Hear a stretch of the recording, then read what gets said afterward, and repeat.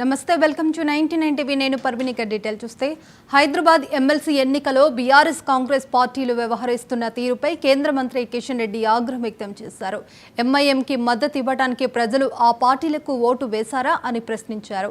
మజ్లిస్తో చేతులు కలిపిన కాంగ్రెస్ బీఆర్ఎస్ పార్టీలు ఇక కిషన్ రెడ్డి ప్రశ్నించారు. కాంగ్రెస్ బీఆర్ఎస్ పార్టీలకు మజ్లిస్ పార్టీ చేతిలో కాంగ్రెస్ బీఆర్ఎస్లో కీలక బొమ్మలుగా మారి ఎమ్మెల్సీ ఎన్నికలకు దూరంగా ఉన్నాయన్నారు.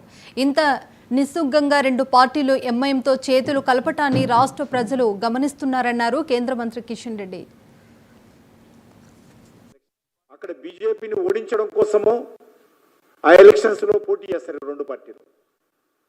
ఇక్కడ బీజేపీని ఓడించడం కోసం ఈ ఎలక్షన్స్ లో పోటీ చేయకుండా ఉంటున్నారు.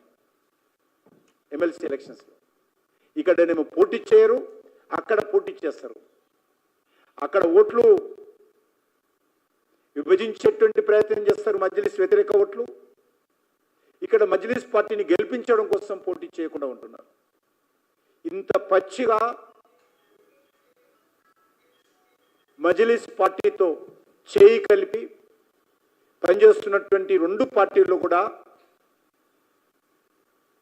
మరి సెక్యులర్ పార్టీలు ఏ రకంగా అయితే చెప్పాల్సినటువంటి అవసరం ఉంది. రాహుల్ గాంధీని ఒక్కటే ప్రశ్నిస్తున్నాను, పచ్చి మతోన్మాద పార్టీ అయినటువంటి మజ్లిస్ పార్టీ, రజాకర్ల వారసత్వంగా వస్తున్నటువంటి మజ్లిస్ పార్టీతో మీరు హైదరాబాద్లో స్నేహం చేస్తూ కలిసి కాపురాలు చేస్తూ